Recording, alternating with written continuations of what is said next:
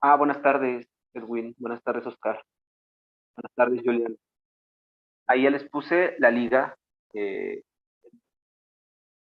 en el Drive. Ahí podrán consultar este texto. eh, y en esa misma liga haré una subcarpeta de materiales de apoyo y los únicos dos textos que estarán ahí centrales en esa liga serán ese y la réplica. Si alguien desde hoy quiere también participar con una réplica formal, o sea, que se anime a escribir un texto breve de alguno de los puntos, sobre todo cuando ya saben que en filosofía se nos da eh, más que una pregunta o un comentario, eh, también se pueden animar, no está cerrado, ¿no? O sea, digamos, hay una persona que es la encargada principal, pero como insisto, el asunto es dialógico, y entonces con la confianza de escribirnos y haremos una lista si hubiera, pues, quien quisiera hacer una réplica formal, ¿no? Más allá de las preguntas abiertas. Pero bueno, ok, podemos empezar si quieren. Bien, pues ahora sí, buenas tardes a todas y a todos los que nos siguen en el Seminario Interuniversitario de Ontología y Metafísica.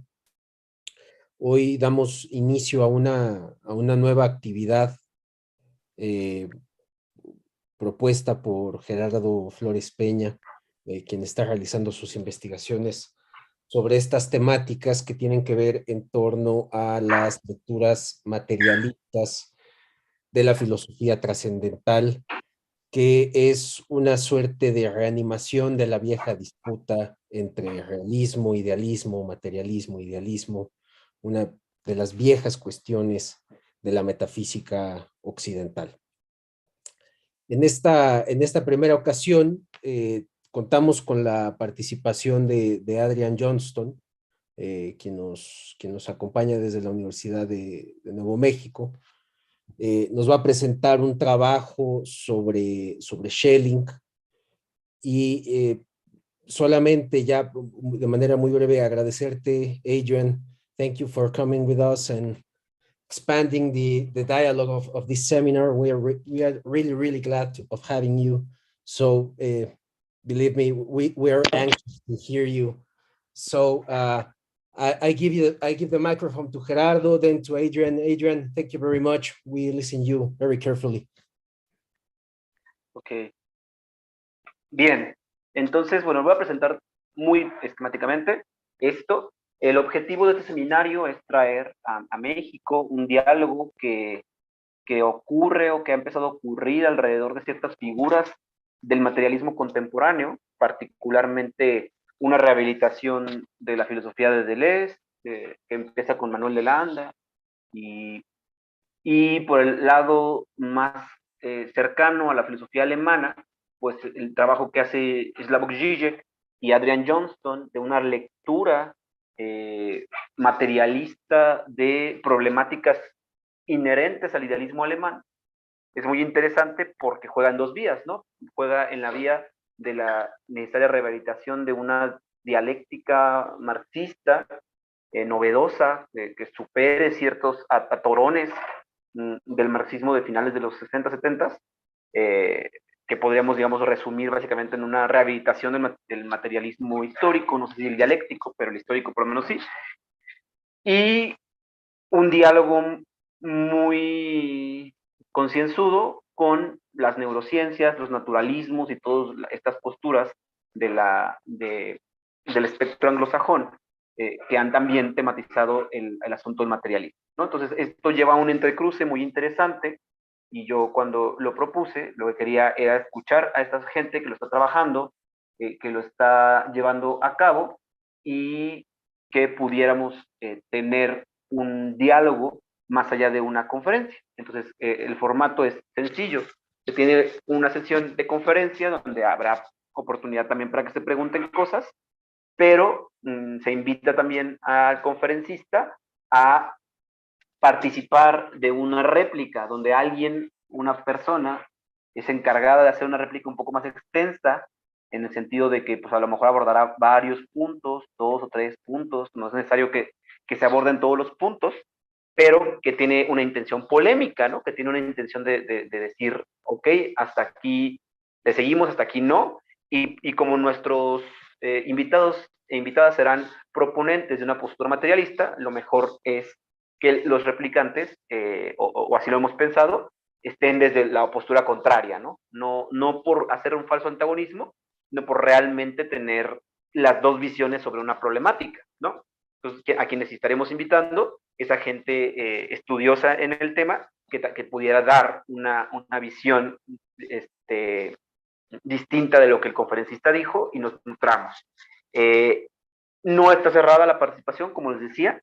Si ustedes leen los textos y se animan a hacer una réplica y la mandan con tiempo en un documento escrito, está abierta la participación. Ya el calendario de esto estará definido ya al próximo mes a más tardar, que ya me están respondiendo la gente que me quedaba de responder. Los temas y calendario quedará definido y ustedes ya podrán con más claridad saber si algún tema les interesa para poder hacer una réplica. Ese es el objetivo.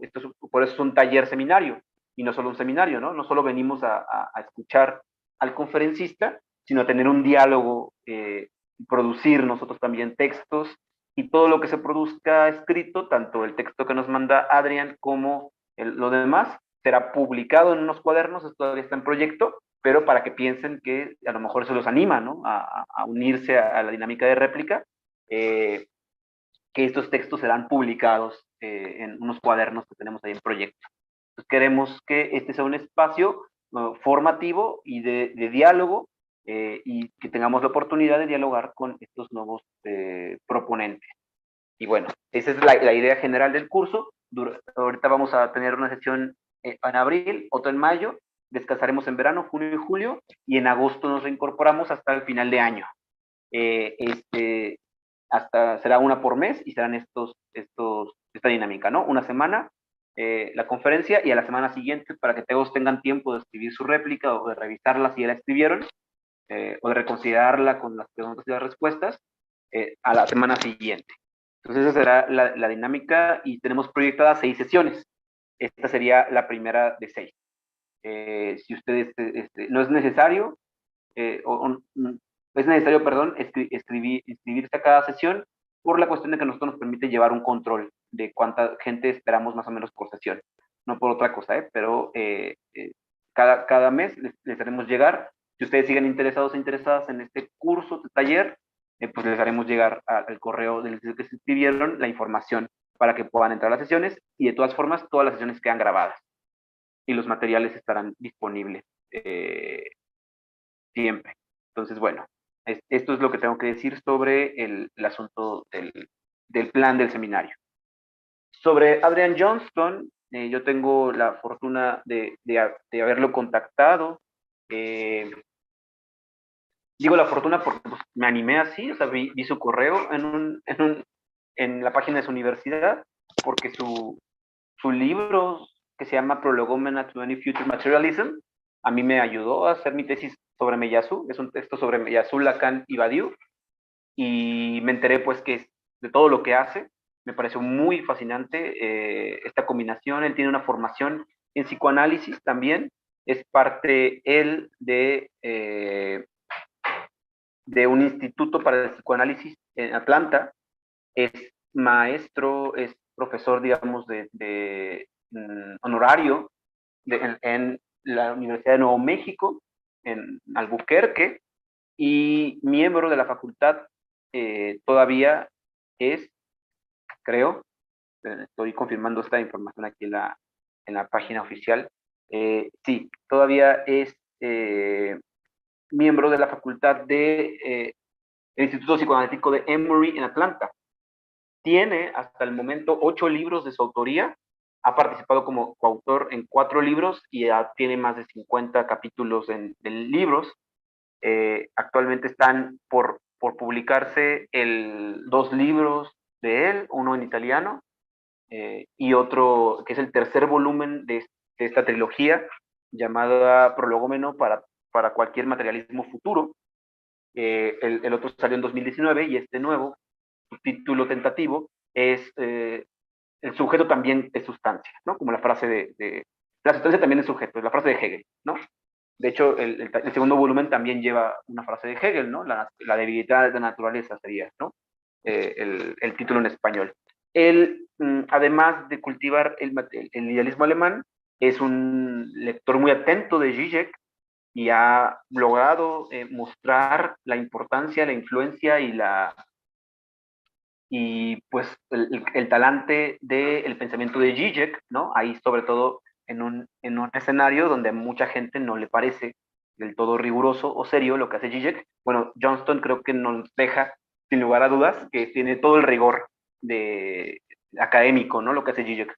Sobre todo en este sentido recomiendo A New German Idealism, Hegel, Zizek and Dialectical Materialism de 2018, ¿no? Como un estudio profundo al alcance de la filosofía de Zizek. Y además de esto, pues como de psicoanálisis de idealismo alemán, la otra gran línea de investigación es el marxismo, ¿no? El marxismo siempre está presente en sus reflexiones y muchos textos que tiene él son sobre marxismo y los alcances y límites de la filosofía marxista. Entonces es un pensador bastante complejo, bastante completo y que es ahorita una de las figuras más prominentes en esta nueva tendencia que yo he llamado, las etiquetas siempre son complicadas en filosofía, pero para ponerles nada más ahí un nombre de un stand, materialismo trascendental, ¿no? Distinguiéndoles del no materialismo, de la línea más deleuziana, y del materialismo de Meillassoux y Badiou, que sería especulativo, ¿no? Entonces, para hacer solo esa distinción entre los materialismos contemporáneos, este es un materialismo trascendental y hoy podremos ver un poco qué significa ser trascendental en materialismo. De esto es de lo que va este curso taller, ¿no? De responder esa pregunta. Más por decir, escuchemos a Johnston. We're ready, Adrian, for you. There, I successfully unmuted myself. To begin with, I want to express my deep gratitude to Gerardo, Luis, all of you for inviting and hosting me on this occasion. I am really looking forward to getting your feedback on this material. This is actually my first time presenting this specific text, and so I am looking forward to hearing what all of you have to say. And I am glad that we, in addition to the tail end of today's session, have time next week for further discussion. So without further ado, let me get well and truly underway.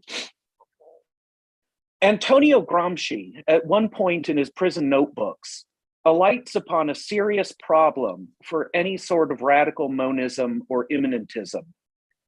Given Gramsci's combined theoretical and practical concerns as a Marxist thinker and activist, he addresses this problem insofar as it affects certain variants of historical materialism. He has in view, apropos this difficulty, the reductive economism of such late 19th and early 20th century orientations as the Second International, German social democracy, and the more mechanistic strains of Bolshevism.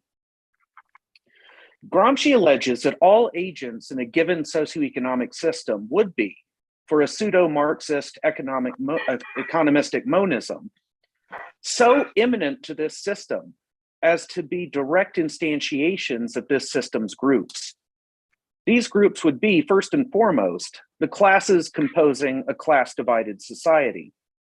From the perspective of the economistic reductivism problematized by Gramsci, individual actors would be nothing but embodiments of the interests of the classes to which they belong. They would behave unerringly in accordance with these interests.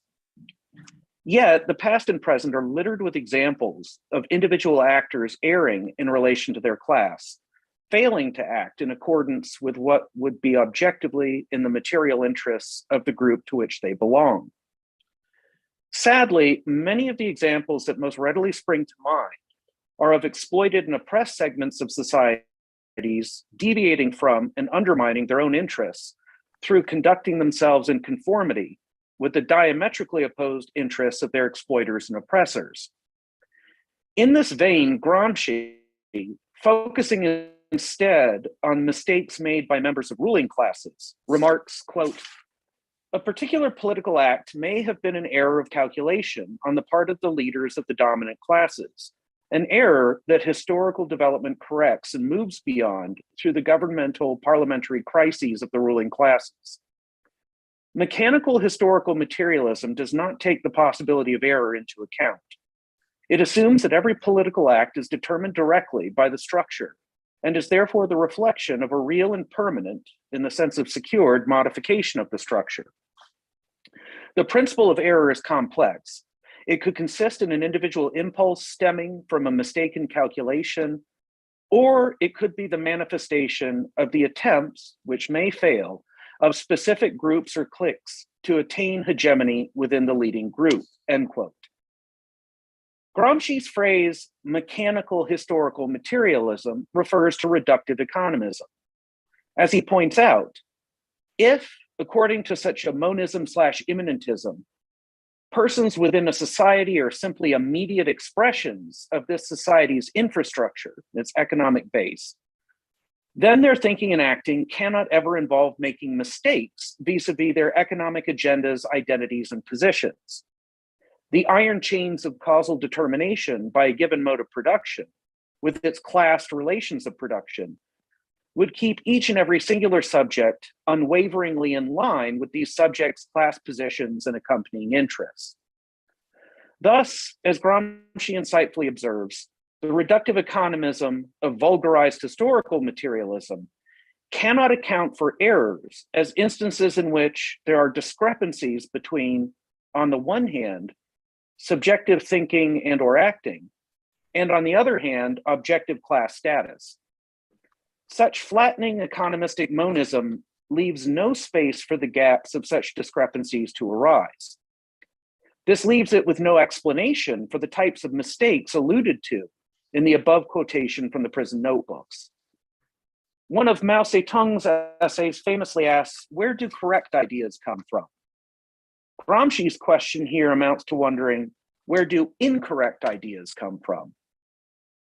I will not be sorting out here the issues raised specifically for Marxist historical materialism by Gramsci's invocation of mistakes, miscalculations, and the like. Instead, I bring up this moment in his prison notebooks with an eye to how the Gramscian problem of error theoretically undermines any and all extreme monisms or immanentisms. In particular, I see this Gramsci as reflecting on a challenge already confronting post-Kantian German idealism. Of the German idealists, this challenge is perhaps most troubling for Schelling, especially in connection with Schelling's more Spinozistic leanings, as manifest in, for instance, his early philosophy of identity, but also on display across the full arc of his intellectual itinerary. An 1806 text critiquing Fichte contains a moment in which Schelling formulates his own vision of the problem of error, or error itself as a major philosophical problem. Therein, he states, quote, "We recognize it to be the greatest puzzle that knowledge is subsequent to being, or seeks after it as something later, as if there could be a being that is not self-revelation, or as if living being could be something other than self-affirmation," end quote. Schelling soon goes on to describe this as the quote-unquote puzzle of all puzzles. This same text later identifies quote-unquote the great question as being raised by the truth, quote, that splitting and division in fact occur in reality, end quote. The surfacing of this greatest puzzle of puzzles in the context of an anti-Fichtean polemic arguably is no accident. Schelling's embrace of Spinoza is strongest when his holding of Fichte at arm's length is at its most vehement. That is to say, Schelling tends to emphasize and reinforce his break with Fichte as an anti-naturalist transcendental idealist, in part by doubling down on his Spinozism as naturalistic monism.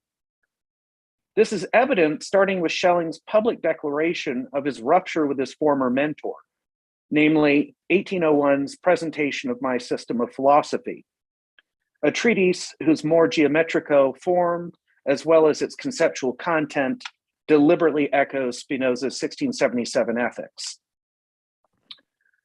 Schelling's Naturphilosophie and even more so his Identitätsphilosophie, both take shape in the late 1790s and early 1800s, face the topic of error as a fundamental metaphysical problem. They do so precisely because of their affirmations of a radical monism in which everything is immanent to a unique one-all. The influence of Spinoza here intermingles with Eleatic and Neoplatonic sources too. Schelling utilizes a range of names for this one-all, including nature, God, substance, absolute, identity, indifference, and infinity. But as soon as one adopts such a monism, a disturbing enigma promptly arises. An enigma described in the above quotation from Schelling's 1806 statement on the true relationship of the philosophy of nature to the revised Fichtean doctrine. This kind of monist, if he or she is a rigorous and consequent philosopher, must come to wonder why errors ever occur in the first place. By contrast, for a dualist subscribing to a picture of existence in which subjective mind is partitioned from objective world, the human capacity for truth, rather than for falsity, is indeed the greatest puzzle. With modern epistemological thinking, from Descartes to Gettier and the metaphysical prioritization of true knowledge as one of philosophy's key problems, if not the problem of all modern epistemologists, the big question is, how does the mind connect with the world so as to really know the latter? Or asked differently, how does the subject bridge the divide between itself and the object in order to become truly acquainted and familiar with the object as it actually is in and of itself? However, as some of Schelling's work reveals, the big metaphysical epistemological line of questioning for a committed, consistent monist is the opposite of that for any dualist. On the one hand, the dualist is left wondering how, if at all, the gap between minded subjectivity and worldly objectivity is ever successfully crossed. On the other hand, the monist is forced to consider how this very same division and the possibilities for error as subjective mind erring from objective world it generates, how this very division emerges in the first place out of a presumably undivided being, grounding of and common to both mind and world, both subjects and objects. That is, a being such as the Schellingian absolute or point of indifference. A dualist ontology leads to a preoccupation with truth as an epistemological difficulty. A monist ontology leads to a confrontation with error as an ontological as well as epistemological mystery. Frederick Beiser is correct to emphasize that for Schelling, metaphysics as ontology enjoys priority over epistemology. And the epistemology, Beiser adds, a quote-unquote natural, is the ultimate riddle for a theory of knowledge. Hogrebe claims that Schelling effectively recast epistemology as cosmology.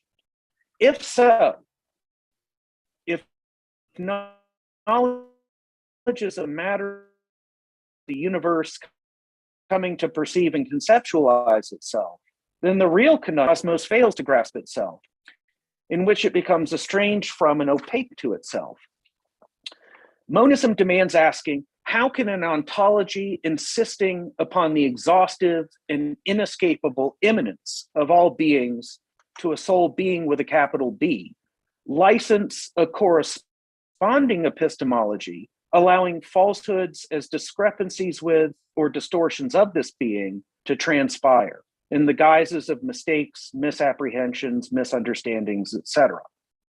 If there ultimately is only the pure lone one-all, why would it not dwell in undiluted truth, in the undimmed light of error-free self-revelation and self-affirmation, to use language that a Schelling I quoted a moment ago uses himself? If the singular being of extreme monism / immanentism even bothers to self-relate to begin with, this itself is a quandary, sometimes prompting Schelling to criticize Spinoza for neither confronting nor resolving it. Why would this automatically and invariably enjoy full transparency to itself? Possibly could interfere with and cloud over its self-reflections, rendering the latter inaccurate, false, or incoherent. Apropos Spinoza's metaphysics, and Schelling, when he periodically embraces it very tightly, even if one grants that the dualism of the attributes of thinking and extension and the plurality of these attributes' modes are merely apparent qua illusory in relation to the underlying ontological oneness of substance as Deus sive natura, it still must be queried why and or how such appearances and illusions ever arise at all. The older Schelling brushes up against this same set of queries. In 1830, he portrays the creation of the world with its finite determinate beings as God putting himself into doubt, as the divine becoming obscure to and uncertain of itself. This should immediately prompt questions about why and or how the deity ever would bother to muddy its own waters, to introduce truth eclipsing and knowledge thwarting distortions, illusions, mirages, and the like within itself. In 1841 to 1842, Schelling himself wonders aloud, quote, "If reason is all being and everything that has being, then where does unreason, which is admixed with all being, come from?" End quote. In the 1811 first draft of the unfinished Welthalter project, Schelling once again alludes to the topic of error. Specifically, he there, albeit in passing, associates human freedom with being, quote unquote, exposed to error. The reasoning behind this association is based on the idea that the autonomy and self-determination of singular subjects is ontologically made possible by these subjects individuating themselves through emerging out of and partially detaching from pre- or non-subjective substances as nature with its physical, chemical, and organic strata. For Schelling, such subject-creating individuation essentially involves the genesis of a self-relating point of contraction, striving to sever its links to and dependence upon the rest of interconnected transsubjective being. This contractive striving, through its willful turning inward and away from anything outer, renders its own ontological origins and surroundings opaque to itself. It comes to see what is outward through a subjective glass darkly. This depiction of humanity's liberty provides Schelling with justification for a theoretical epistemological explanation of error, as well as a practical ethical explanation of evil. Indeed, Schelling's related accounts of both error and evil are rooted in core features of his fundamental ontology. In 1804, in anticipating the ground existence distinction of 1809's Freiheitsschrift, he stipulates that, quote, "No individual entity contains the ground for its existence in itself," end quote. According to this ontological stipulation, a trans-individual being makes possible and gives rise to individuated beings, with the latter including singular human subjects. While such beings and subjects depend on this being with a capital B, the latter does not depend on the former. Then, in 1806's Aphorisms to Introduce the Philosophy of Nature, Schelling declares that, quote, "The sole and authentic sin is existence itself," end quote. The unique proper sin is, as it were, the primordial lapse into the proper itself. That is to say, this Urfault is nothing other than the collapse of the trans-individual ground of the substance of being into the individual existence of the being of the subject.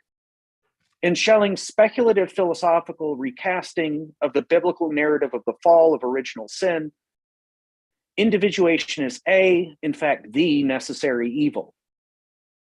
And in line with this religious narrative, the finite subject's estrangement from infinite substance as its progenitor, both one, opens up the space of human freedom as enabling the possibilities for good and evil alike, as well as two, is requisite for any eventual reconciliation and redemption between the creature and its creator, with this suggesting that the future highest good is made possible by a past primal evil. One already can discern here the convergence within Schelling's ontology of individuation of theoretical, metaphysical, and practical ethical dimensions.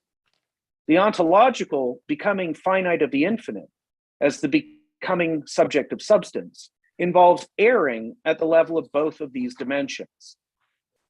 At the theoretical metaphysical level, ontological individuation leads to thinking's epistemological errors.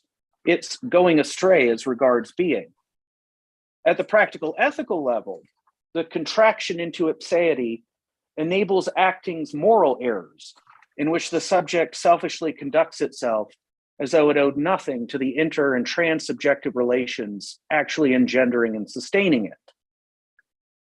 All of this is confirmed by and developed in Schelling's celebrated 1809 essay on human freedom, with its account of evil as a positive ontological reality unto itself. Therein, Schelling associates evil, including that of the original sin of the ontologically fundamental primordial fall into individuation itself. He associates evil with ravenous selfishness. Driven by its essential and characteristic blind hunger, evil seeks perversely to invert the relation between ground, Grund, and existence, existenz, by affirming the primacy of the latter over the former. Evil is agency run amok, deliberately trying, albeit in vain, to gain control over the ontological conditions of agency itself, with these conditions being forever refractory to any such control. As Schelling puts this in his roughly contemporaneous Clara dialogue, evil is at root always a matter of an attempt to turn the conditioned or conditional as finite, created, produced, subject existence, etc., to turn this into the unconditioned or unconditional as infinite, creating, producing, substance, ground, etc., to stand things on their head and make the tail wag the dog.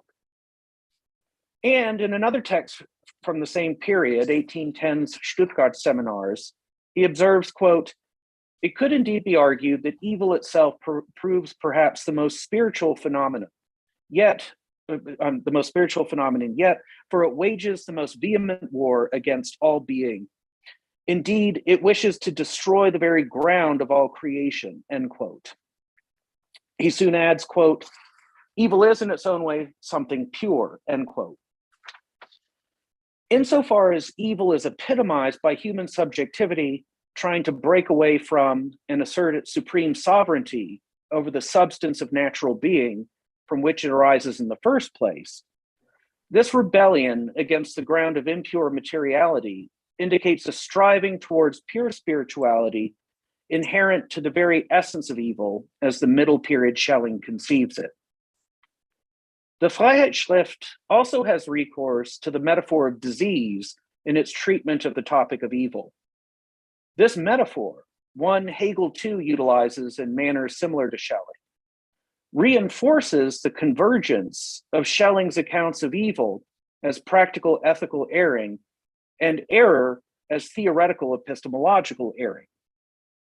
These twin accounts both are grounded in his underlying metaphysics of the individuation of many beings out of one being, and the anthropogenesis of human transcendental subjectivity out of the immanence of natural substance. The Schelling of 1809 says of illness, quote, "Even particular disease emerges only because that which has its freedom or life only so that it may remain in the whole strives to be for itself. As disease is admittedly nothing having inherent being, really only an apparent picture of life, and merely a meteoric appearance of it, an oscillation between being and non-being, yet announces itself nevertheless as something very real to feeling, so it is with evil," end quote.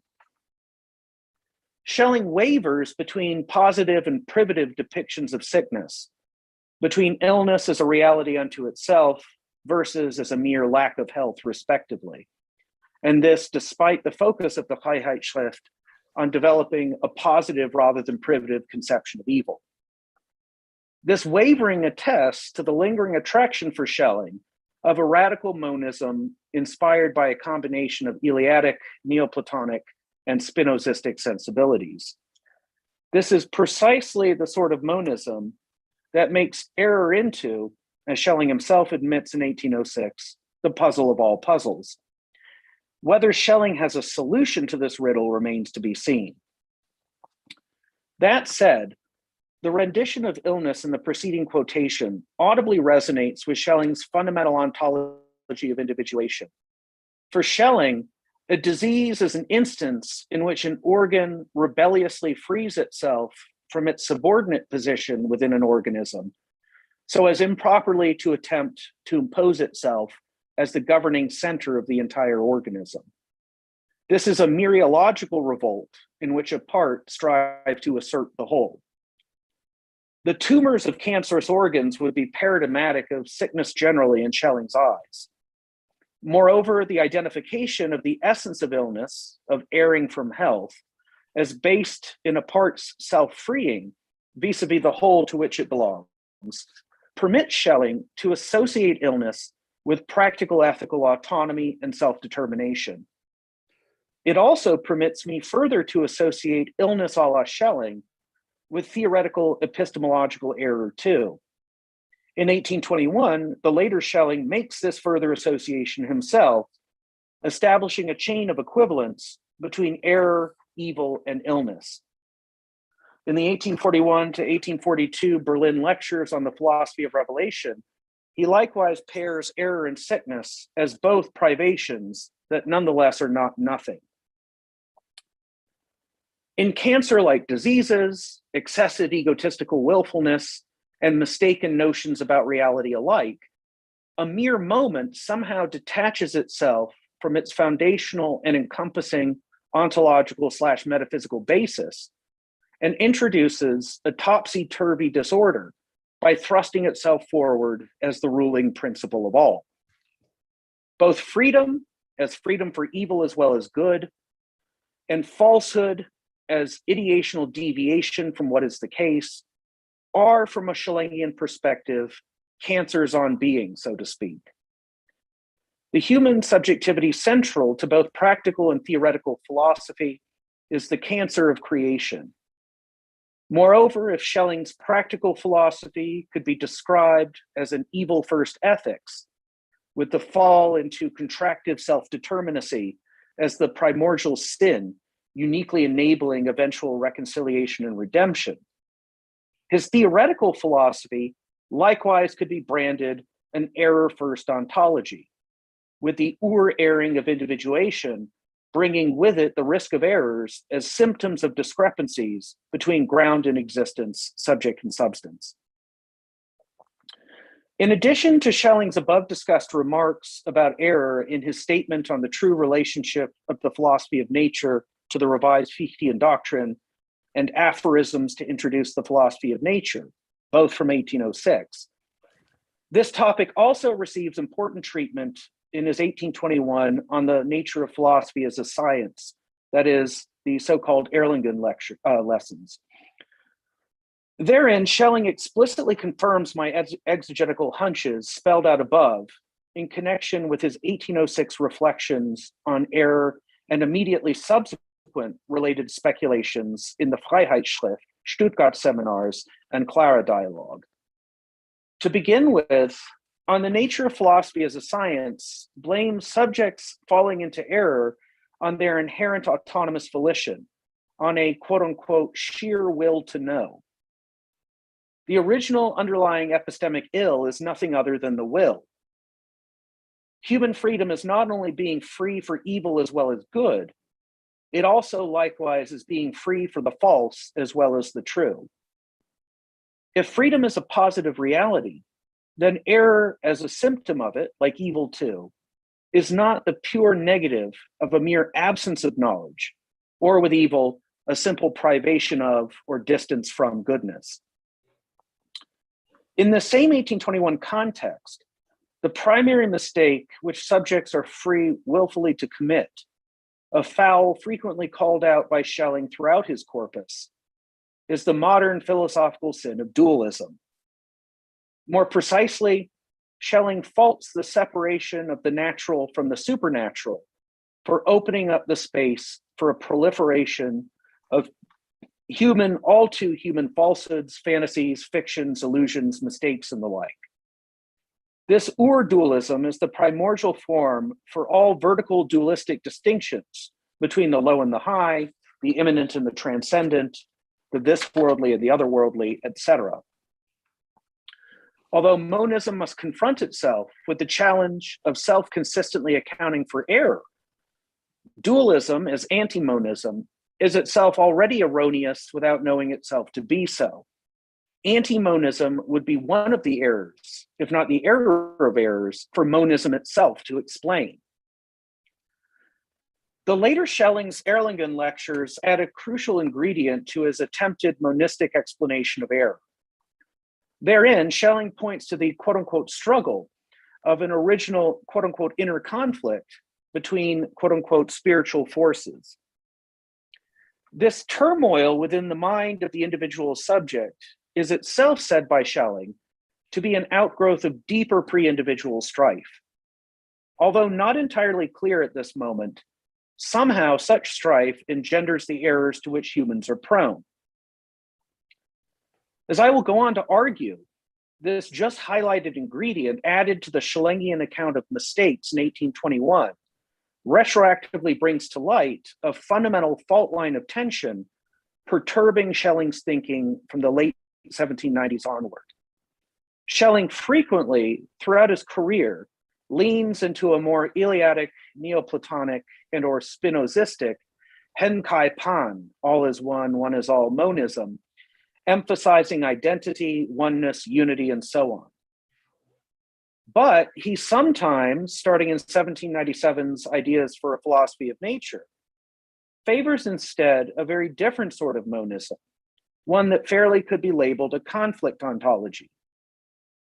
Although still monistic, this ontology of conflict stresses antagonism, contradiction, discord, opposition, and the like, as opposed to privileging identity, etc.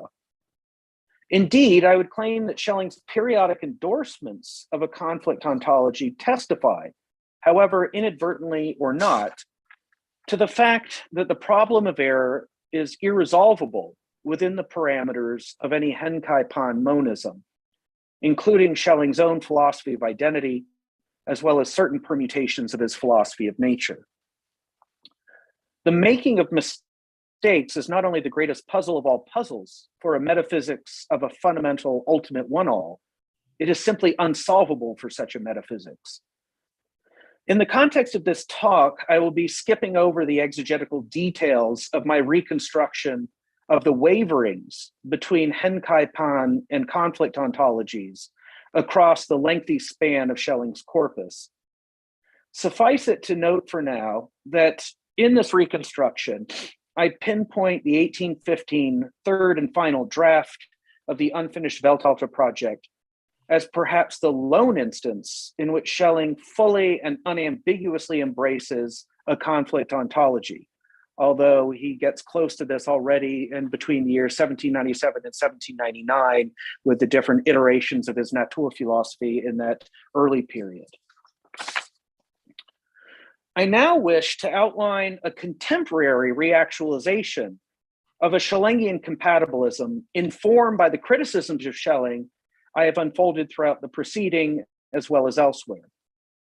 I will conclude with a series of 9 points for a philosophical agenda that perhaps appropriately could be labeled the latest system program of German idealism, in homage to the earliest system program of German idealism of 1796.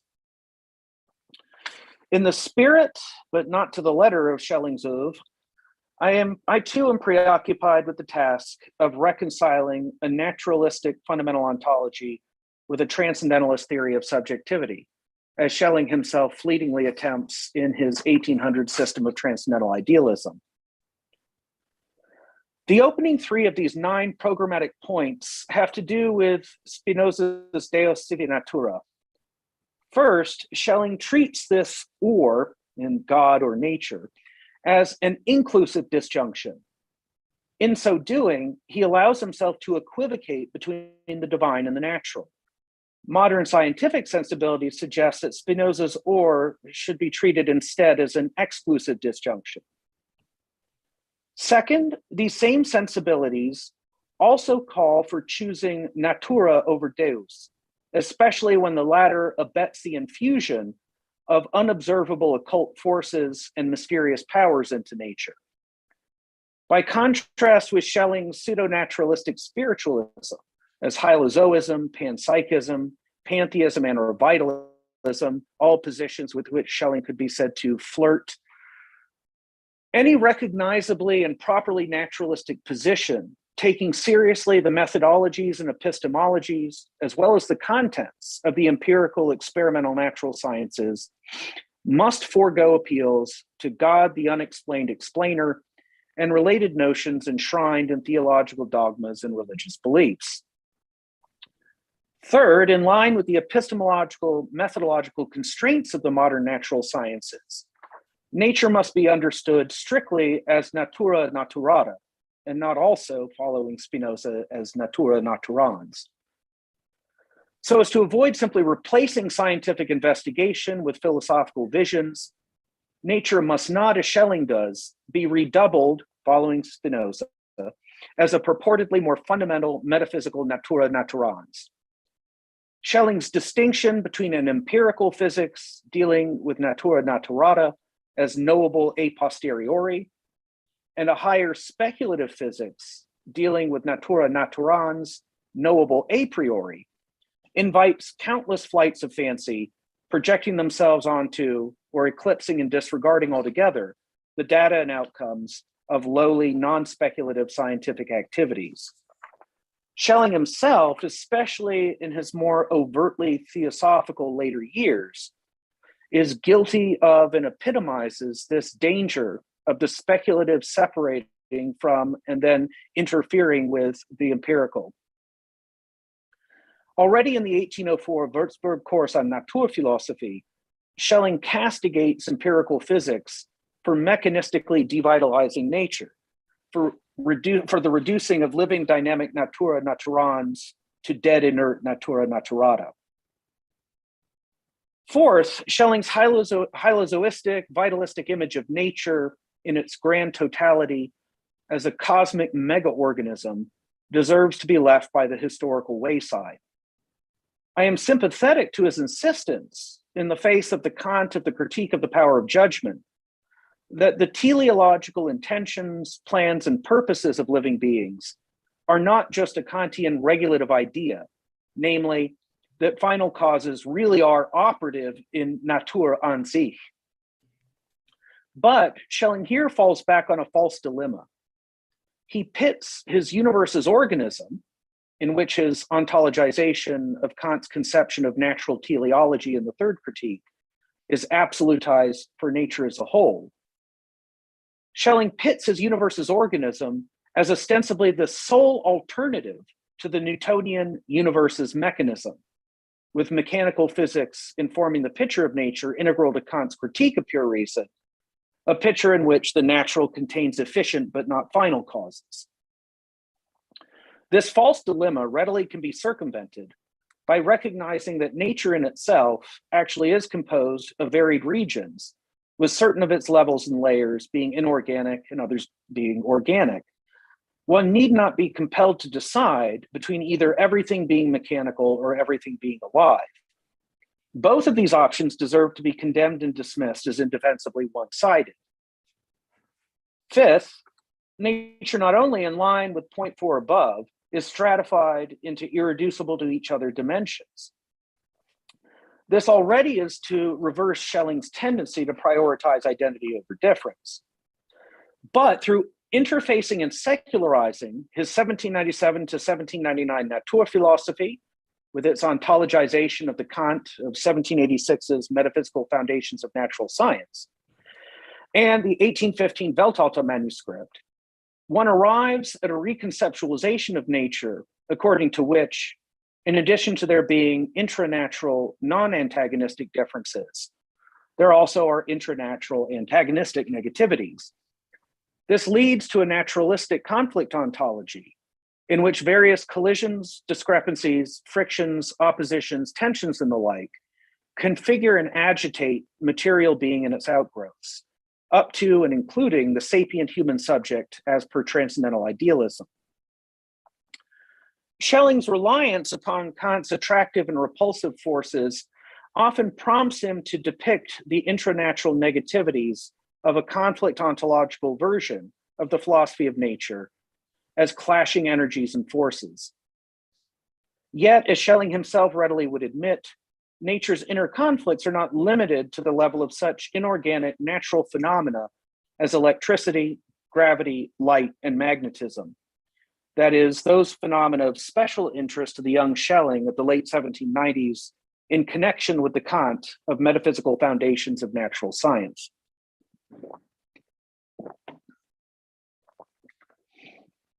Especially through taking into consideration natural scientific developments post-dating Schelling's death, the domains of organic nature too show themselves to be traversed by conflicts, examples of which include the evolutionary struggle for survival of a Darwinian nature red in tooth and claw, the incompatible jockeying interests and motivations within organisms as divided between, on the one hand, being members of species with these species genetic determinants, and on the other hand, being somatic and even psychical individuals with their own idiosyncratic particular concerns, tugs of war between sexual and self-preservative tendencies, as well as between amorous and aggressive inclinations, the discordant interactions between regions and subregions of central nervous systems, sandwiching together in kludge-like fashion components embodying the influences of multiple distinct evolutionary eras and pressures.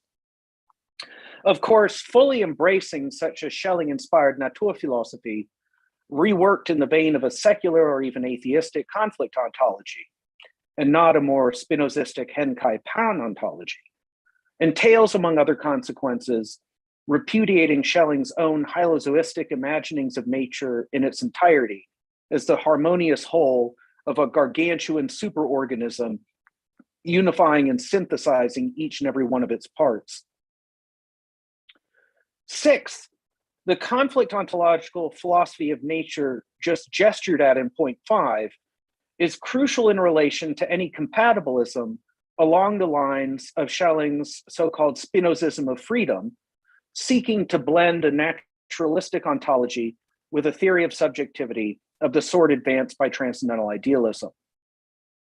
A not causally closed, not thoroughly deterministic nature, this is the idea of nature offered by a naturphilosophy of negativity, is the ultimate material condition of possibility for the, note, contingent, not predestined, coming to be of cogito-like subjectivity within nature's lone plane of incarnate immanence.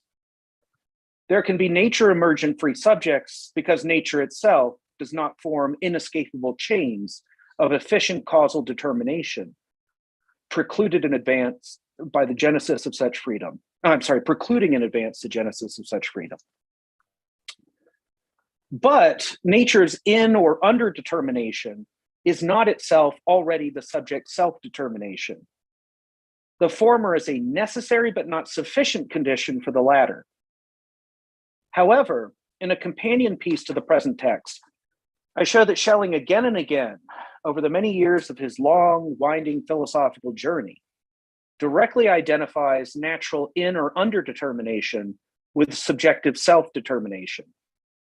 He does so by reducing human freedom to being nothing other than the resurgence of the supposed freedom of natura naturans, of Spinoza's Deus sive natura as a primordial mega-subject within the field, a resurgence of this within the field of natura naturata.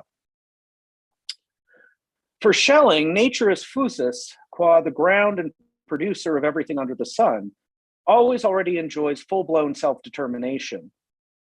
This divinized natura is as much the minded architect of creation as the substantial basis of all beings. In Schlegelian parlance, it is the archaic subject-object responsible for reality in its entirety. As Lacan would phrase this, the rabbit of autonomous Geist Schelling pulls out of the hat of heteronymous Natur is the one he put there in the first place. Whether this conjuring trick amounts to a bona fide compatibilism is highly questionable. Rather than rendering free spirit compatible with unfree nature, Schelling simply makes the latter vanish, replacing it with free spirit writ large in the guise of Deus sive natura. A real compatibilism, inspired by but taking distance from Schelling, involves making explicit an implicit distinction between two versions of the unfreedom that could be attributed to an unfree nature. One version, which is likely what springs to most minds when hearing the phrase unfree nature, is nature as causally closed and thoroughly deterministic. But another version is nature as plastic and in or under deterministic. Insofar as in or under determination is not freedom qua self-determination, an in or underdetermined and in or underdetermining nature still would qualify as unfree.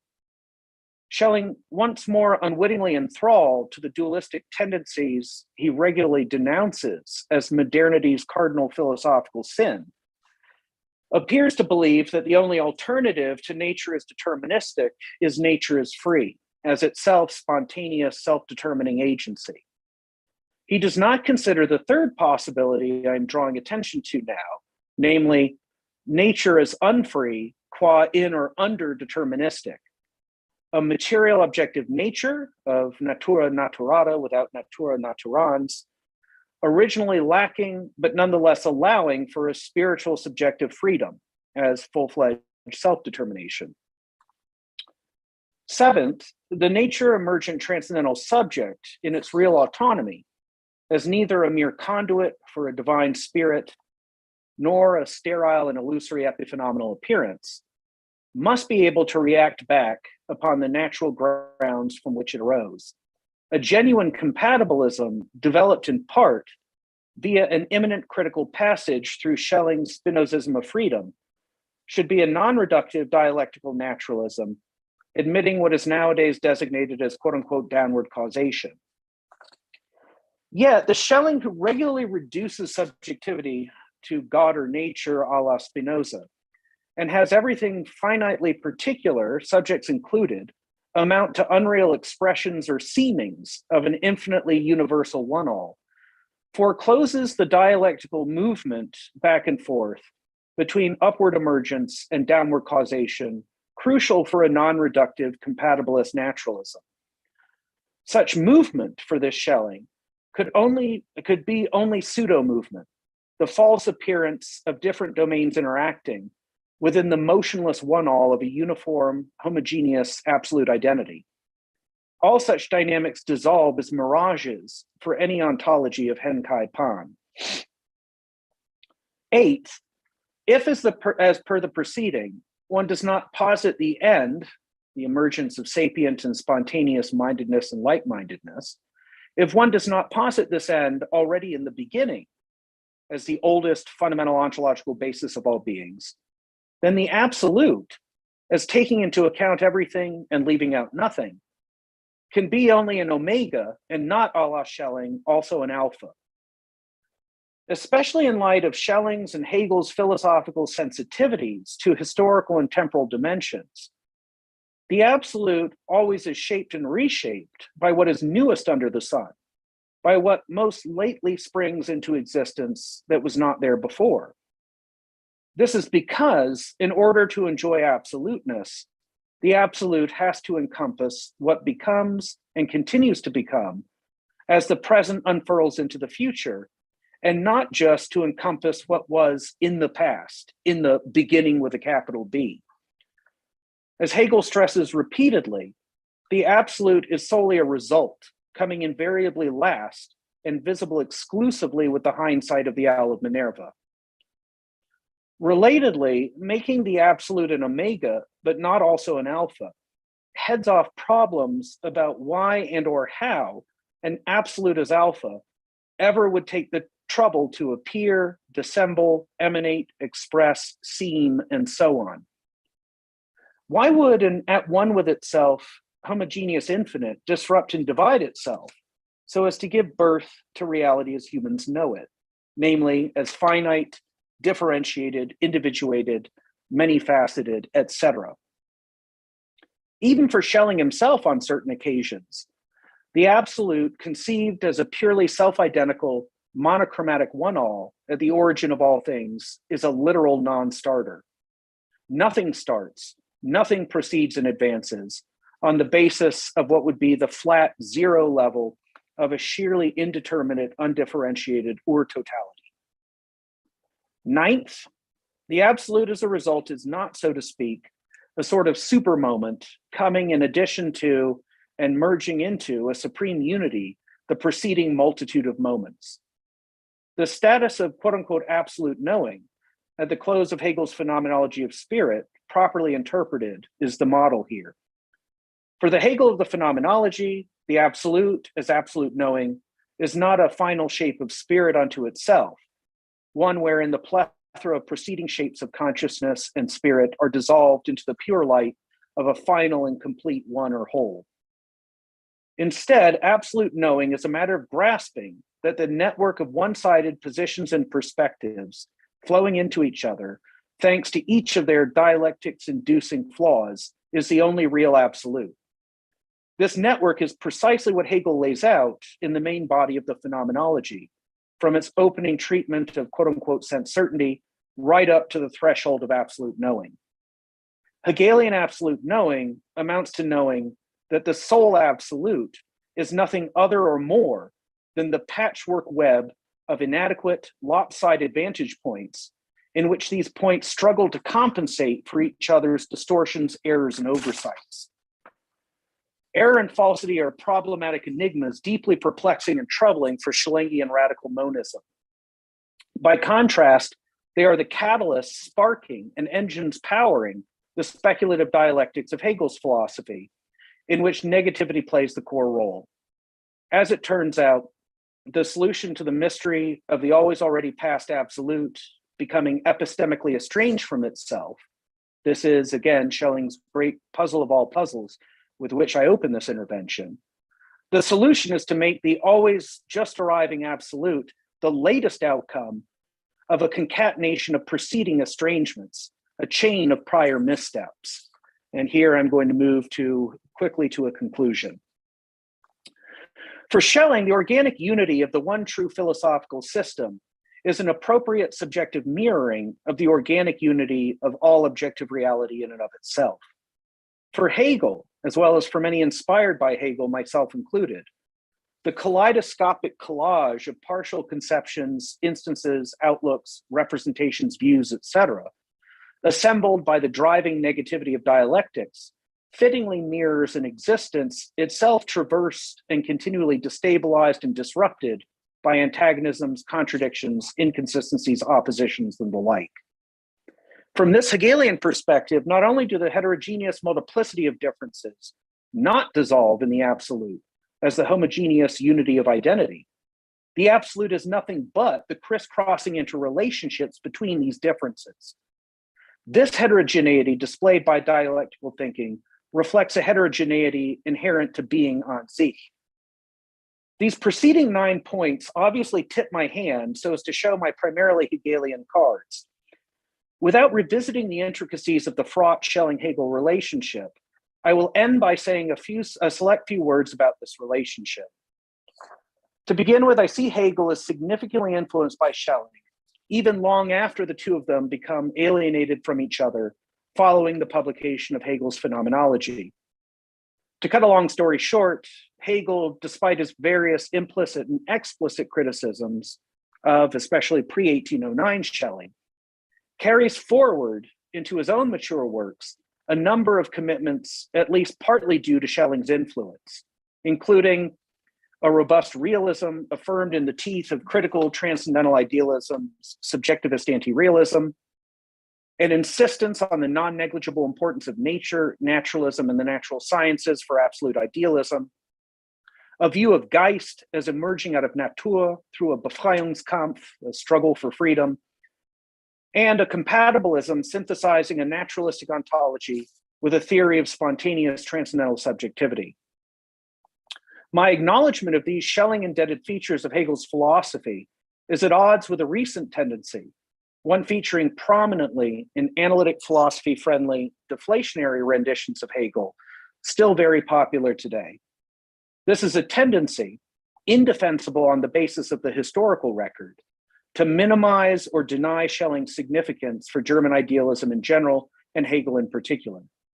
The deflationist stories about Hegel require, in order to maintain a veneer of plausibility, revising Schelling, and along with him such figures as Spinoza and Hölderlin, out of their narratives about Hegel's formation as a thinker, so as to sustain a dubious rapprochement between Hegel and the anti-naturalism, anti-realism, and subject-centrism of the likes of Kant and Fichte.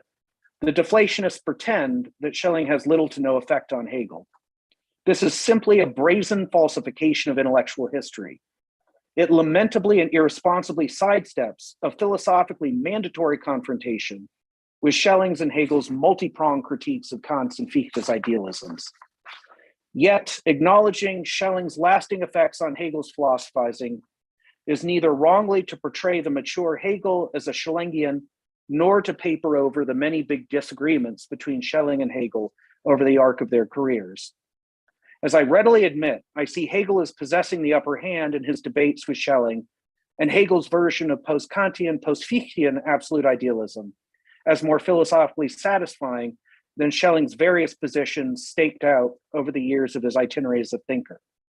Nevertheless, apropos such topics as realism, naturalism, and naturphilosophy, Hegel's advances over Schelling are achieved partly in and through his imminent critical appropriation of and reckoning with the early Schelling's legacy.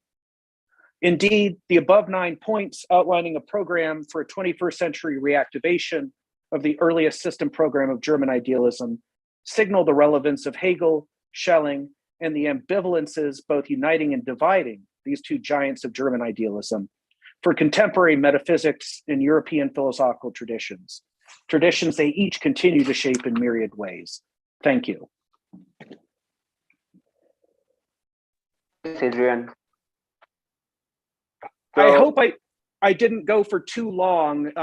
I tried to time this so that it would in the right ballpark in terms of length. Yeah, it was very useful. You skipped like the middle section, but okay. The assistants have the text. If they want to read the whole argument, they can, because it is available. So we're going to do this. If you feel, si se sienten cómodos en el inglés, pueden hacer la pregunta directamente a Adrian. Si sienten que no se sientan cómodos, pueden escribirla y tratar de traducirla. Okay, what I'm saying, Adrian, is that if they feel comfortable in English, they can ask you the question directly, and if they don't feel that way, they can write it down in the chat, and I will try to translate the question the best I can. My passive comprehension of Spanish is not terrible. Many years ago, I had 6 years of it, and living in New Mexico now, I've had many lovely opportunities to brush the dust off of my language skills. But they are still rusty. I mean, in terms of work, I'm still mainly stuck in French or German.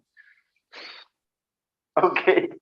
Bueno, si quieren hacer la pregunta en español, solo háblenle despacio a Adrian para que logre comprendernos, porque así como nosotros tenemos problemas de repente con el inglés, pasa lo mismo, ¿no? Entonces, ¿quién quiere empezar? Aquí está abierto, yo tengo algunas notas, pero no me gustaría yo ser quien empiece. Entonces, Arturo. Yo creo que está bien que empieces, ¿no? Para no ser, porque tú eres porque tú eres el que está invitando, pero como quieras, si no, es que ya sabes cómo soy. Yo sé, pues, pero por eso es bueno que estés aquí.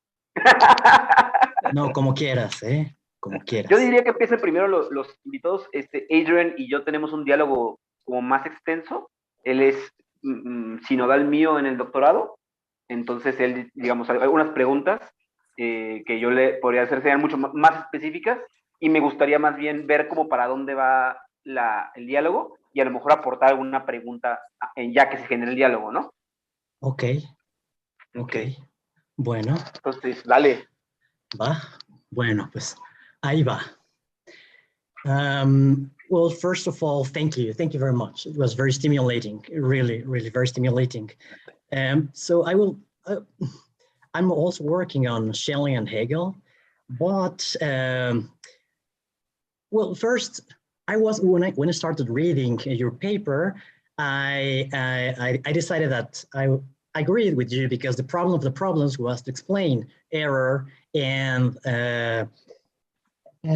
evil in general, and I didn't expect the end, the Hegelian shift at the end.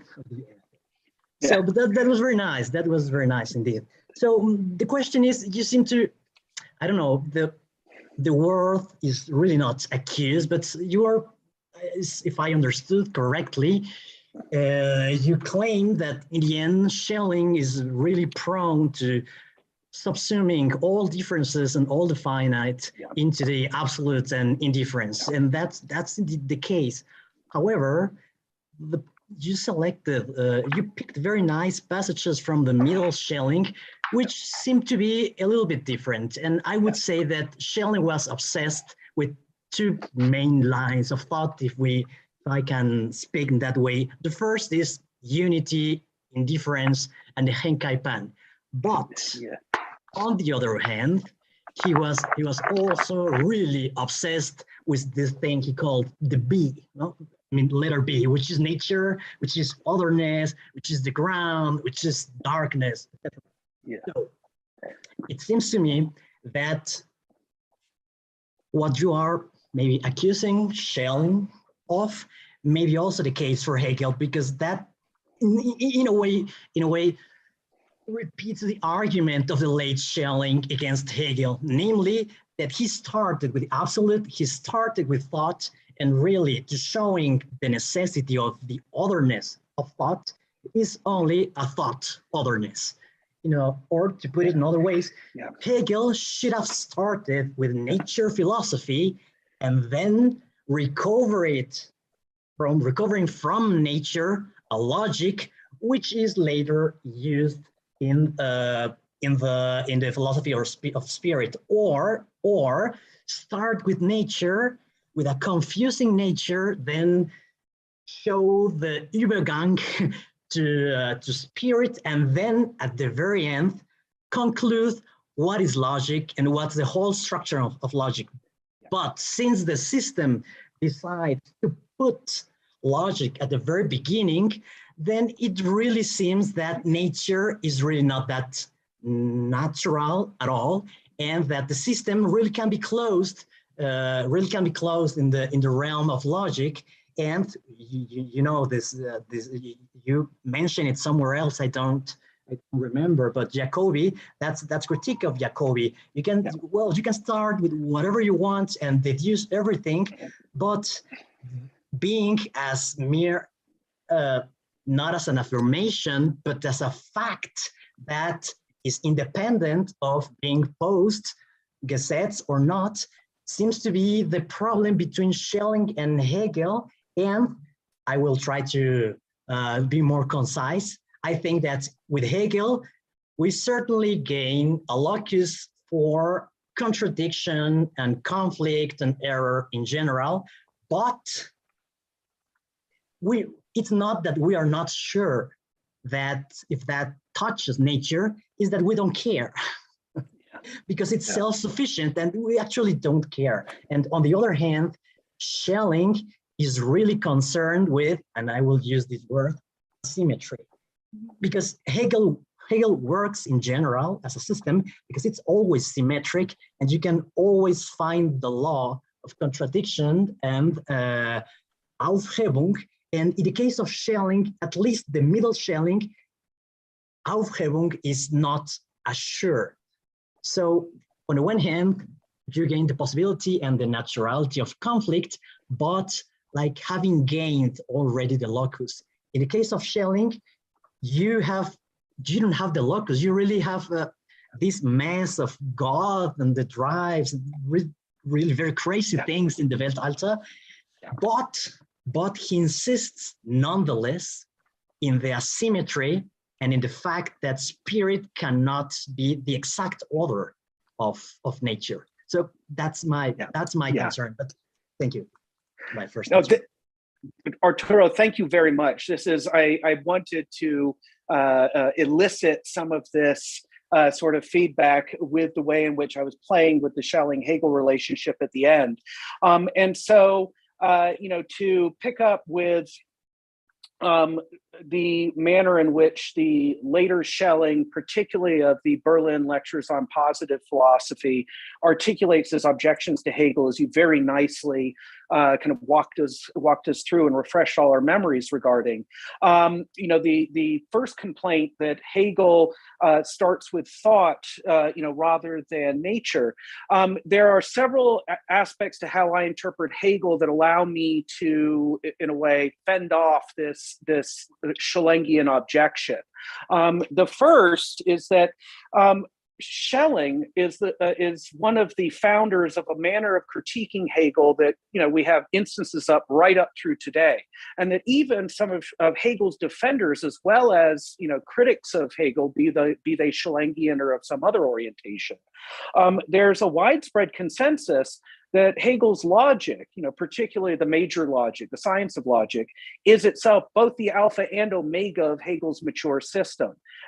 In my view, that is dead wrong. That fails to realize that for Hegel, ultimately, however important what he calls logic is for his system, it is not the entirety of his system. It is merely one part of what he lays out deliberately in the guise of 3 volumes as his Encyclopedia of the Philosophical Sciences. So you have, of course, volume 1 is the Encyclopedia Logic, volume 2, Philosophy of Nature. I'm so sorry, are you listening? Because I think I lost. Yes, you are. No, so it's my problem. Yes. I have problems with my connection. Never mind. Just keep going. Thank you. Where did you lose the thread? After you are dead wrong. Oh, sorry. No, not no, you are dead wrong. No, it's fine. No, and it's just a joke. It's just a joke. Yeah. And so Schelling, when Schelling critiques, Hegel for making thought the priority starting point, over nature as an alternative beginning. Well, this is to assume that Hegel's logic occupies a privileged position or perspective in Hegel's system that I think is not really the case for Hegel himself, right? So Hegel says you've got logic as dealing with the categories and concepts of thinking, but for him, that has to be integrated into a larger, systematic architecture that then includes, in addition, philosophies of nature and mind/spirit, including objective spirit, which of course is not psychologistic or subjectivistic, in the senses that, for instance, Schelling and Hegel object to in prior forms of idealism. And for Hegel, beginning with the logic is not to privilege it in any kind of linear, chronological, temporal sense, and to say in the beginning you have this metaphysically real, immaterial mind of God in the guise of the network of categories and concepts forming the logic. And then it, as this sort of mega cosmic thinking being, generates as secondary products of itself the natural and human world covered in volumes 2 and 3 respectively of the encyclopedia.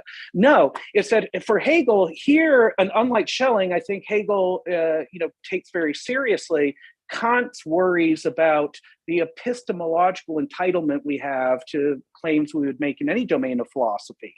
And that for Hegel, what you have to do is you first have to start where the Kantian Copernican revolution insists that we start with thinking subjectivity, but then to show, as I think he does over the course of the entire logic, that eventually the exercise in the kind of critical epistemological scrutiny of the very conditions of the intelligibility of anything for us in the guise of the categories of the logic, eventually undoes the very sorts of distinctions that someone like Kant holds to in his anti-realism, anti-naturalism, his subject centrism. And it's no coincidence that the Hegelian, all versions of Hegel's mature logic end with the same kind of weird transition that is nonetheless not a temporal movement from logic to Realphilosophy, starting with Naturphilosophie. And to cut a long story short, for me, this is Hegel showing that, well, we can meet Kant's epistemological constraints head on, pass through them, rather than, as he sees Fichte and Schelling through recourse to intellectual intuition and the like, trying to bypass. We must work through them, but we can do so that we re-entitle ourselves to the kinds, epistemologically, in the face of Kantian critique, re-entitle ourselves to, ambitious ontological claims about, for instance, nature, only after we've worked through, rather than just simply tried to sidestep the machinery that Kant deploys in texts such as the First Critique. And then you could say that for Hegel, right, the very genesis of minded subjects, including the sorts of minded subjects who could engage in Hegelian logic, is preceded by, on Hegel's own admission, this whole history that takes us from pre/non-human nature, a la the Naturphilosophie, through the very development of human-mindedness and like-mindedness over the arc of the third volume on Geistesphilosophie. And he even says that his logic is conditioned by, among other things, the historical factors on display at the end of the third volume of the encyclopedia, so that, as Hegel likes to have it, the circle bends back, and the beginning of the system with the start of the logic is itself already conditioned by the historical content dealt with at its end. And that there are multiple senses of what Hegel means by a beginning. Why does he begin with logic? Well, for primarily Kantian epistemological reasons.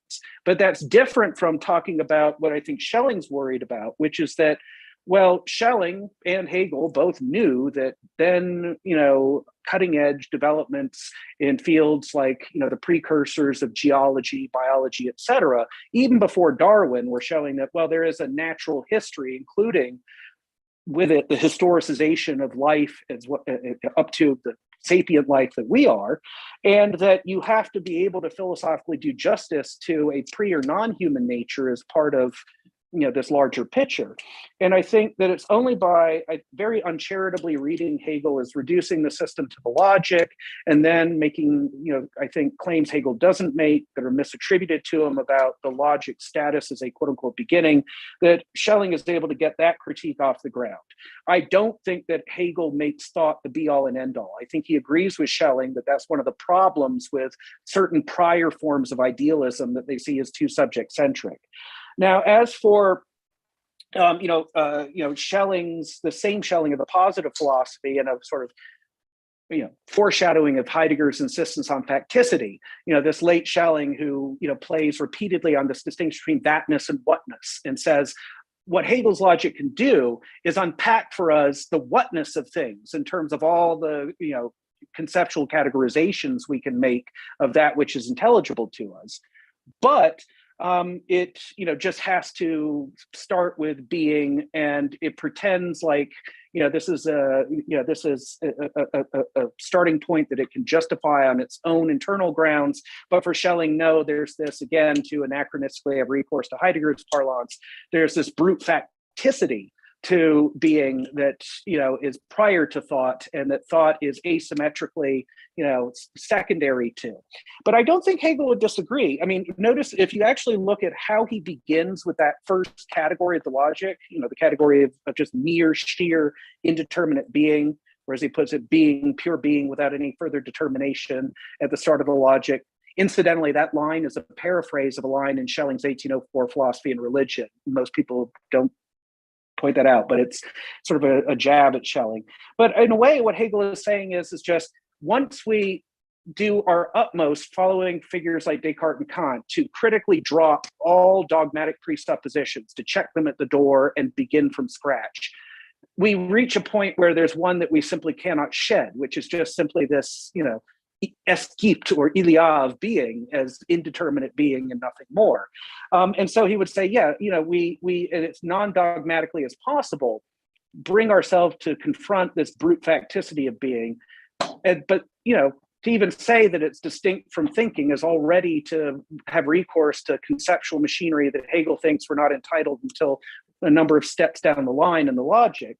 And he would likewise say to the Schelling, like with the Schelling talking about thatness, et cetera, that Schelling presupposes things like a doctrine of modal categories, et cetera, that he in no way argues for or entitles himself to, that Hegel then deals with, for instance, when it comes to modal categories toward the end of the doctrine of essence.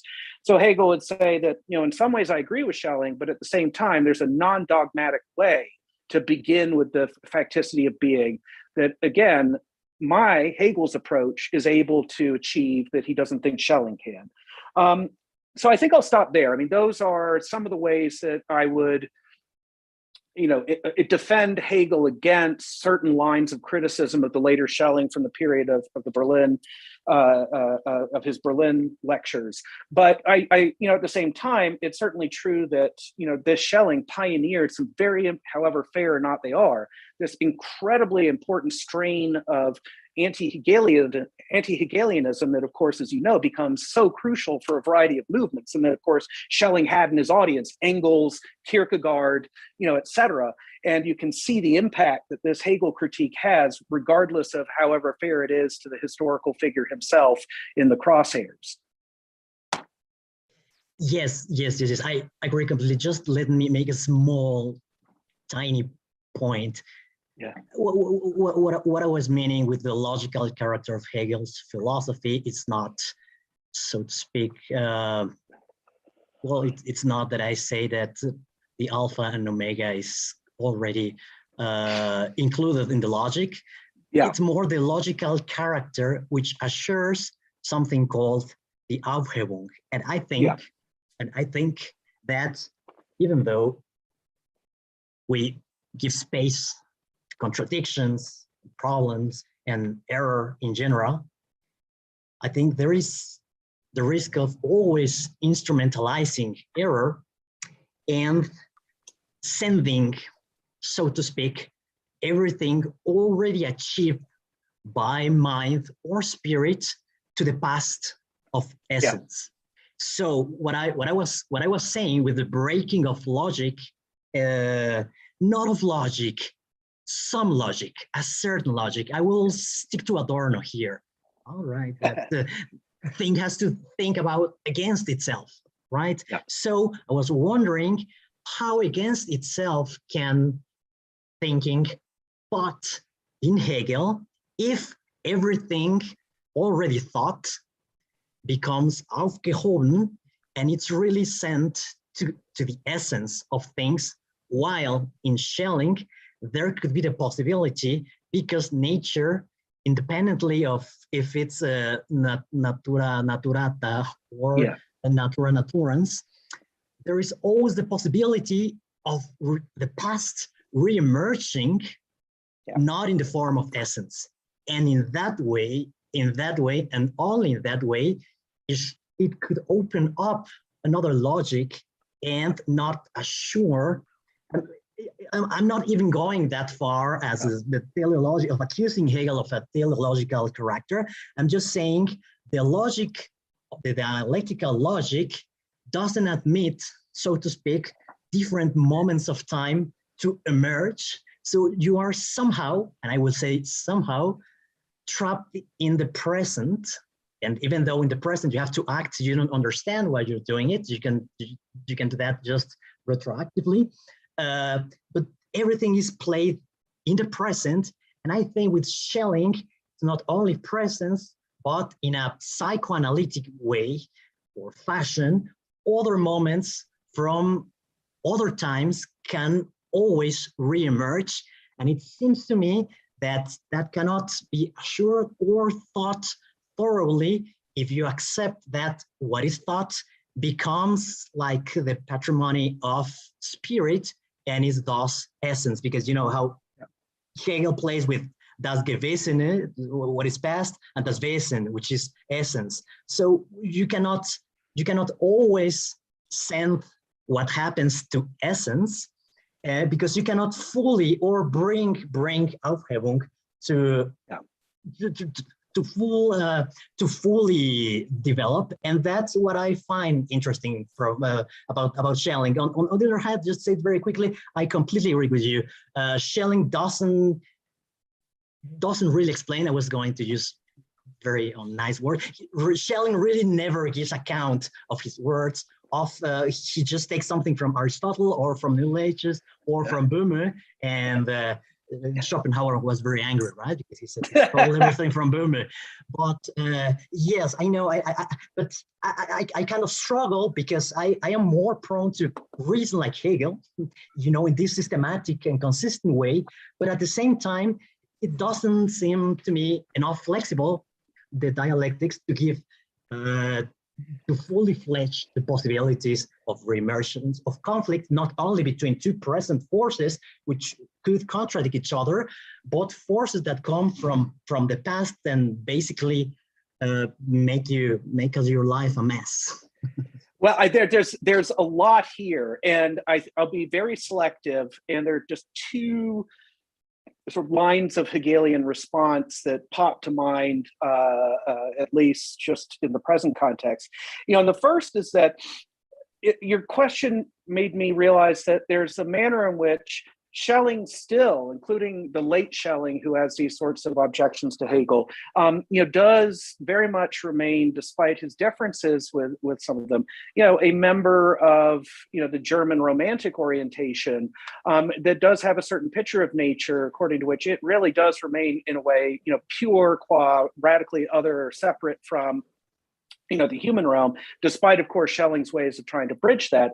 Whereas for Hegel, as not a romantic, but really as in this sense, a kind of proto-Marxist, Hegel thinks that a large part of especially the story of human history is indeed the story of human labor, working and reworking the natural world, such that, one can see Hegel as anticipatory of the eventual now fashionable classification of our current geological era as the Anthropocene, and to say that at this point, there is a way in which, through our Befreiungskampf, through our, both intellectual and manual, through our theoretical and practical struggles with nature, we have not only changed ourselves, we've changed nature along with ourselves.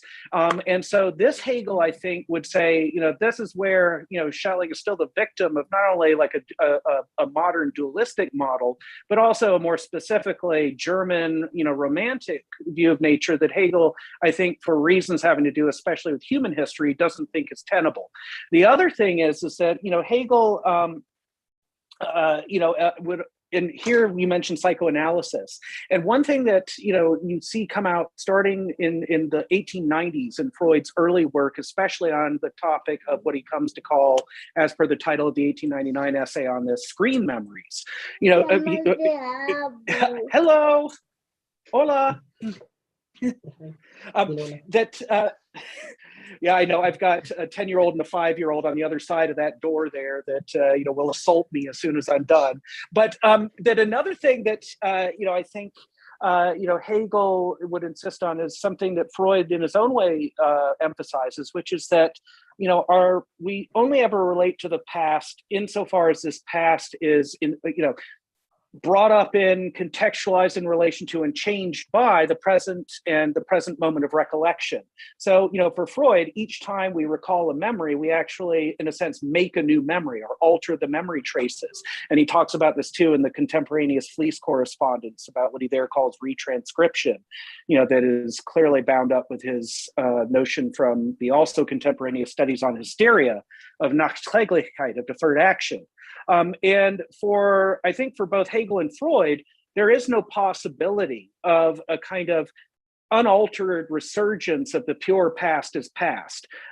Even if the past, parts of it that we have forgotten, erupt into our present and disrupt what we thought we knew based on what we took our present to be. That at the same time, in this very act of resurfacing within the present, the past is going to be altered by its interaction with the present into which it erupts. And I think that for Hegel, in a way that then is echoed by Freud, would be another cause where he would say, just as there in a sense, we have not only theoretically but practically destroyed the idea of a pure separate nature standing apart from us. Likewise, we cannot but experience these eruptions of the forgotten past as in some way shaped by the very present into which this past intrudes. And so, these would be some of the things I think Hegel might be tempted to say in his own defense, along the lines that you suggested. Thank you. Thank you. So sorry for taking so much time. Please. Oh, no worries. Someone else. By the way, how long are we supposed to run for? Because I'm trying to time things, because I remember that we're meeting next week as well. Yeah, We're I supposed just to going to finish do at- a small question, General. It Yes. will not be so long, and we can continue next week, right? So Arturo Yeah, sure. is going to write another reply because he's very willing to. Ok, no, la voy a hacer en español para tener generosidad con quienes también asisten.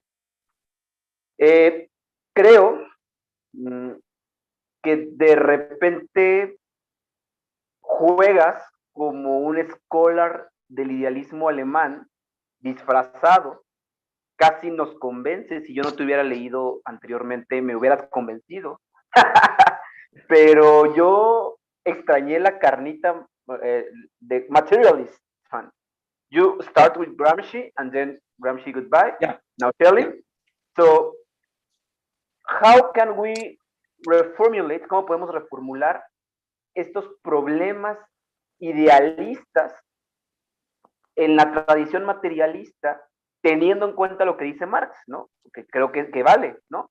O sea, sobre Hegel y sobre Schelling, vale, ¿no? Hay una cosa cierta en lo que dicen, pero hay un núcleo místico, ¿no? Hay una cosa ahí debajo, the mystical kernel in idealism.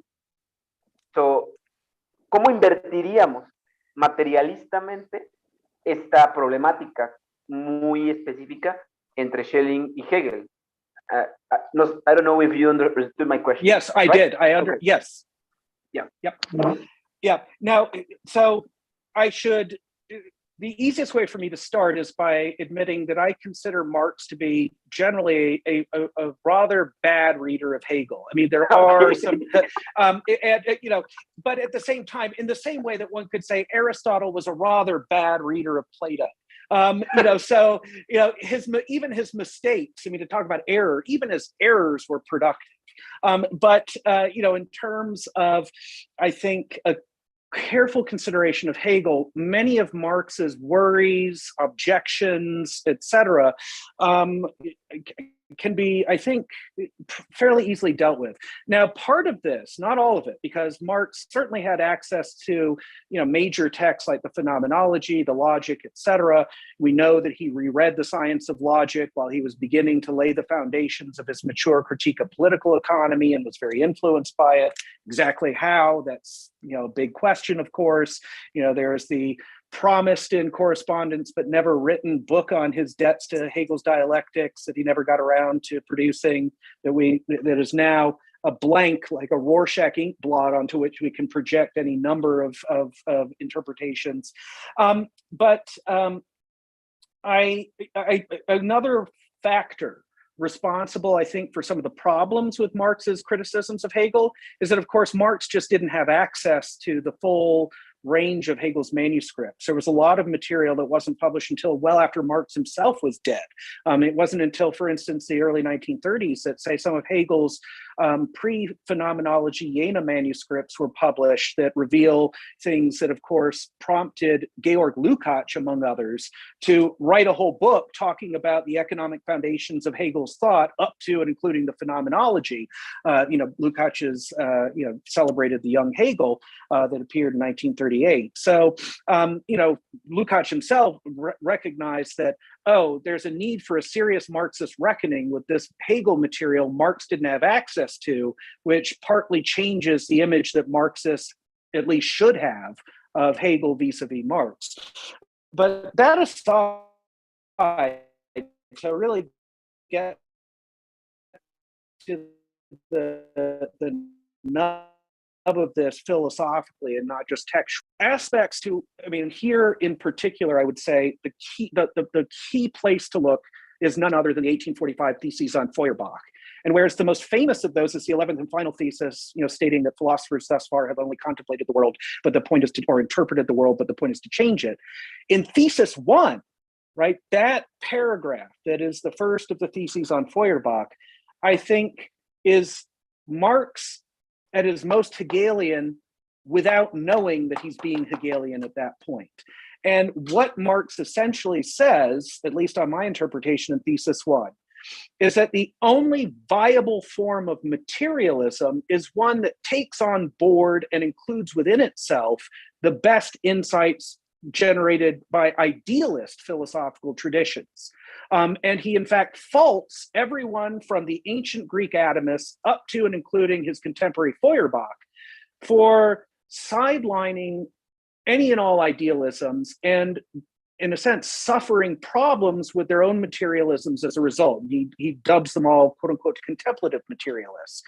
And that he indicates that the fact that they just refuse to explain and instead just try to explain away, reduce, eliminate, dismiss, etc., all of the dimensions of human experience and subjectivity that tempt all of us towards certain idealist theses. The fact that they just simply refuse to account for all of that leaves them unable to account for their own theoretical subjectivity as materialists, as well as producing doctrines that are understandably objectionable to a critical mass of the reading public, who are repeatedly driven back into the arms of spiritualist idealisms as at least better than the impoverished, plodding, mechanical visions of, say, figures like I'd say here D'Holbach amongst the 18th century French materialists would be one of the best examples. And for for Marx, then, you need a materialist account of substance that includes within itself how substance is also responsible for the position of subjectivity within itself. And of course, historical materialism that Marx goes on to develop in ways that are outlined in his 1845 writings is in part seeking to do precisely that, to show how, for instance, things that we associate with subjectivity that are more superstructural, ideological, philosophical, etc., are themselves to be seen as, in part,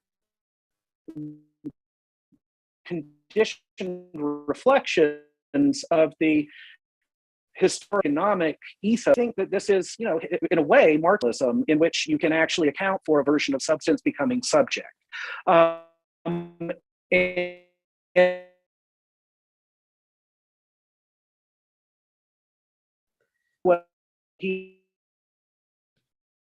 Adrian, I think we are losing you a little bit. Fittingly faithful to Hegel, precisely in places where he thinks being. Even though it read, for instance, smaller than he makes it out to be, it often doesn't contain some of the things that Marx accuses it of containing. But a lot of this I lay out in volume 2 of my Prolegomena, the Weak Nature Alone, that appeared in late 2019.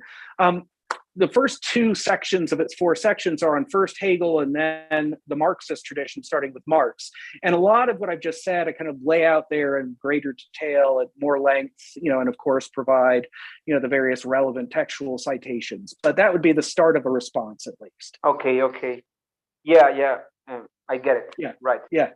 So, because in Marabou's version, for example, I understand the transposition between idealistic problems, because she deconstructs, right, the mystical kernel in Hegel, for example, when she develops the plasticity.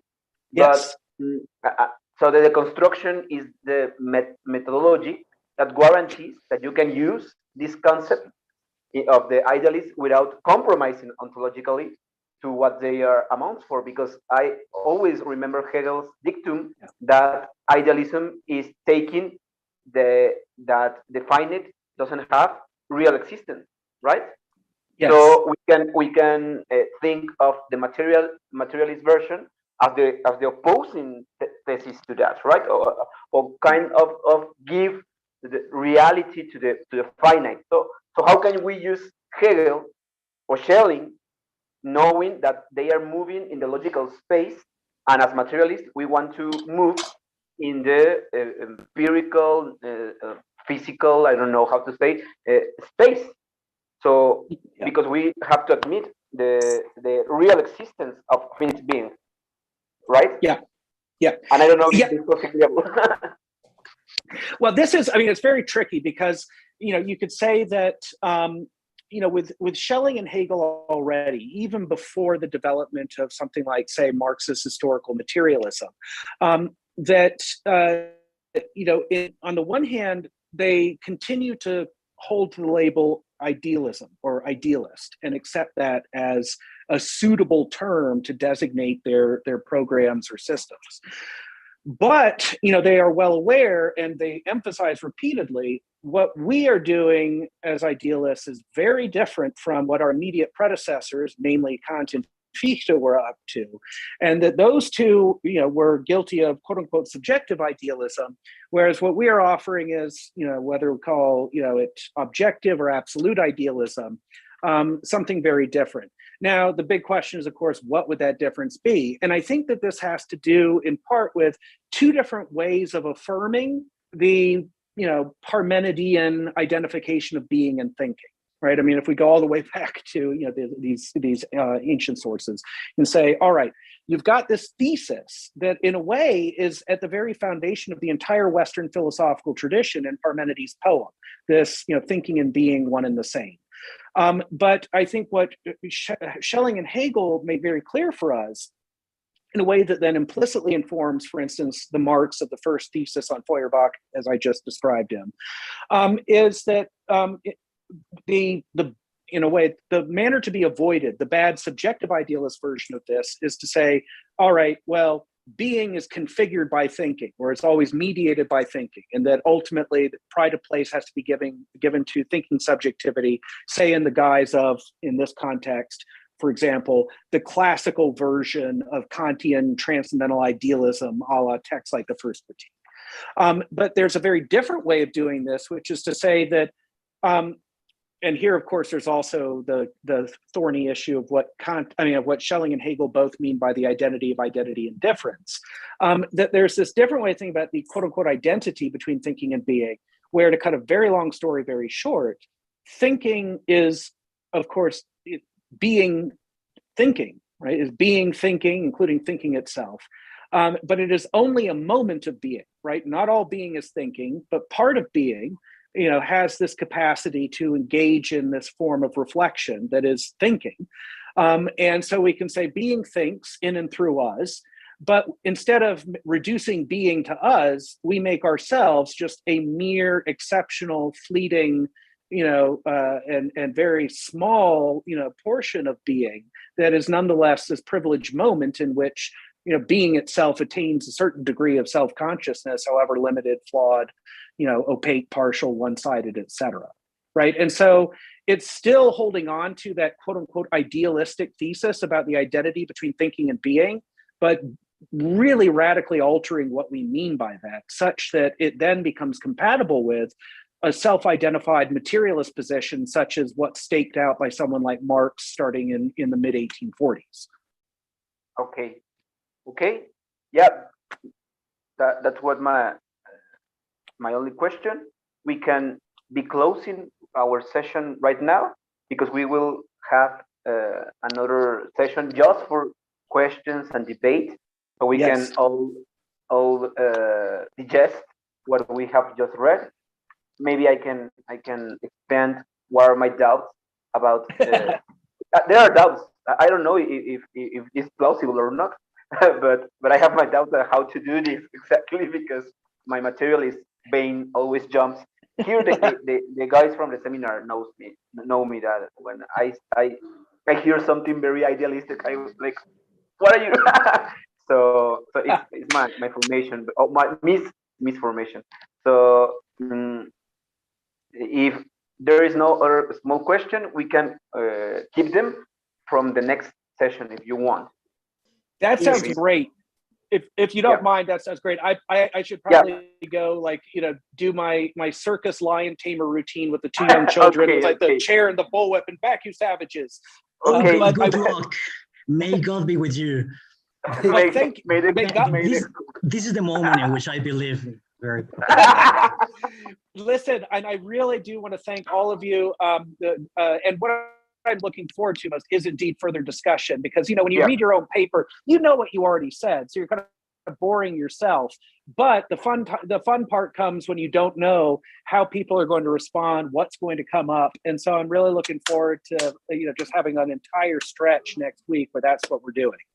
Perfect. Yeah. Perfect. We will try to be on tone with you next Tuesday. Yeah, I won't. I can't. I'm very sorry. I'm very No, sorry. no te preocupes, era broma, ¿eh? Yeah, no. I will try to come, but I'm dealing with some health issues, so it's very likely that I will be at the hospital with the treatment exactly that day. So, but maybe not.